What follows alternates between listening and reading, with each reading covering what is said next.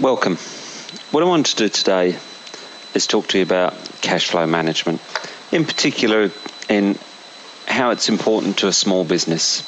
We're going to do a bit of a case study on a retail nursery and garden centre, talk about some of the issues that are involved and what we can do to resolve them. There's traditional solutions and newer solutions. So let's set the scene a little bit. A garden centre situated in a part of the country that's got cold winters, hot summers, not the ideal time to go gardening, but spring and autumn are beautiful. Everybody likes to be out in the garden. Sales, therefore, tend to come in peaks. March and April, September, October, November, and sales in those periods can be 2 to 3 times what they are in the quieter months. They're the months when plants grow best and when the weather's best for working outside in the garden. Now, with this variable sales, it's really critical to manage stock for this business.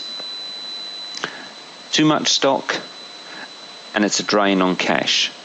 Money's tied up in stock that could be used elsewhere.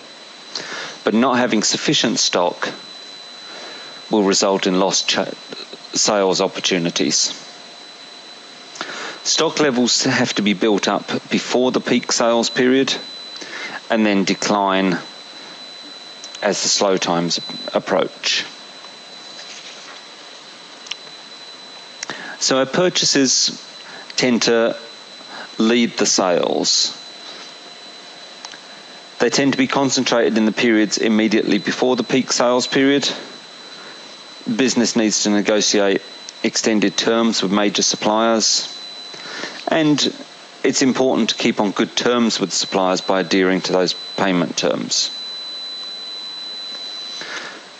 Wage costs are a big part of the expenses for this business. Retail, it's a service industry, and it's all about having the right staff to provide the right level of customer service.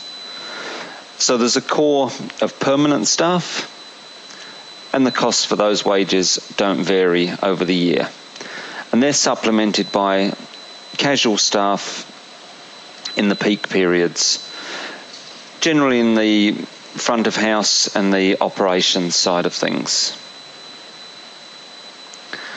As you can imagine, the profit for this business varies considerably from month to month.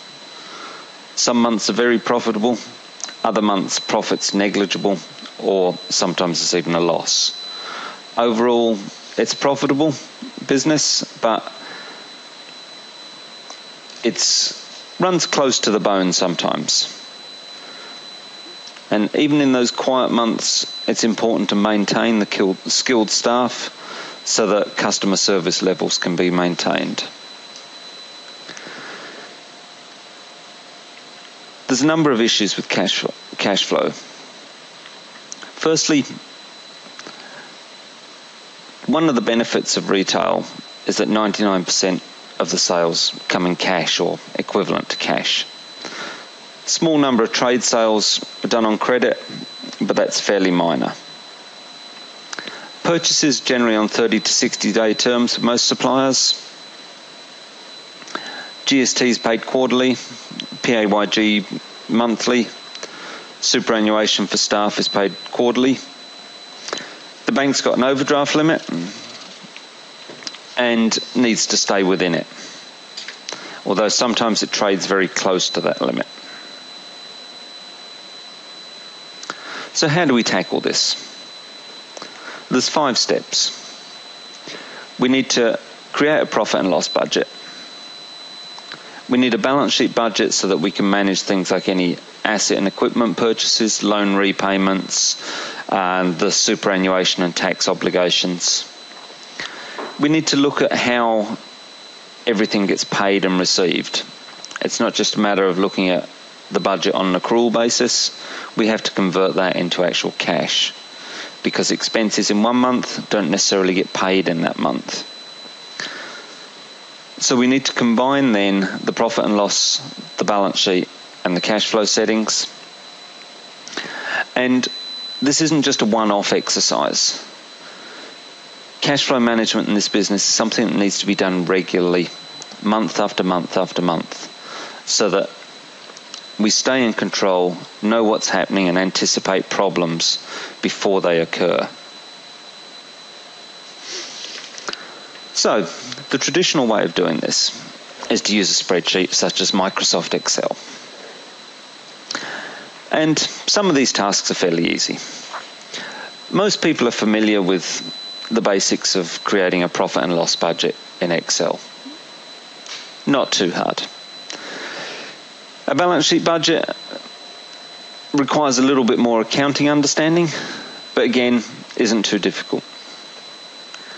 When you want to start adding payment terms into those budgets, it starts getting a little bit more complicated in Excel. The formulas get a little bit more complicated. It gets a bit harder to manage the data. And then when you want to combine all three of those factors, the profit and loss, the balance sheet, the cash flow terms, it starts to require a fairly high level of Excel skills to get something workable and accurate.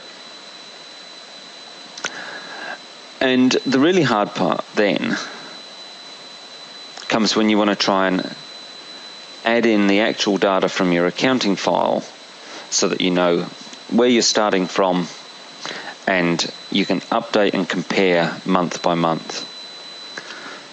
Because things change in your accounting file. You add new accounts, numbers and names get changed, and linking the accounting file to a spreadsheet is fairly hard work and requires a high level of spreadsheet skills to do. The alternative is to use something like Calcs or Express. It's got built-in integration with the accounting system, which makes the profit and loss budget easy because all the accounts are there, you don't need to add them in, and there's shortcuts for creating that budget. Similarly with the balance sheet budget. The structure's there, it's just a matter of implementing the few bits that you need to do. The cash flow settings are there, and the default settings will suit most businesses. You might want to review how your GST is paid monthly, quarterly. You might want to review the frequency of your superannuation settings, but that's pretty much all.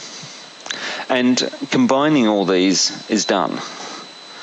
The reports in Calcs or Express already combine that information, and because it's integrated with your accounting system, updating and monitoring each month is just a matter of refresh the accounting data, run your reports. Simple. So, in summary, we've looked at the reasons why it's important to manage cash flow in our retail nursery example, and that's not untypical of small business. The variations are different from business to business, but the principles are the same. It's managing those variations in cash flow and knowing what's happening in the business. Some of it you can do with Excel, but something like Calcs or Express does make it easier. Cash flow forecasts in minutes is what you want, not days. Thank you for listening.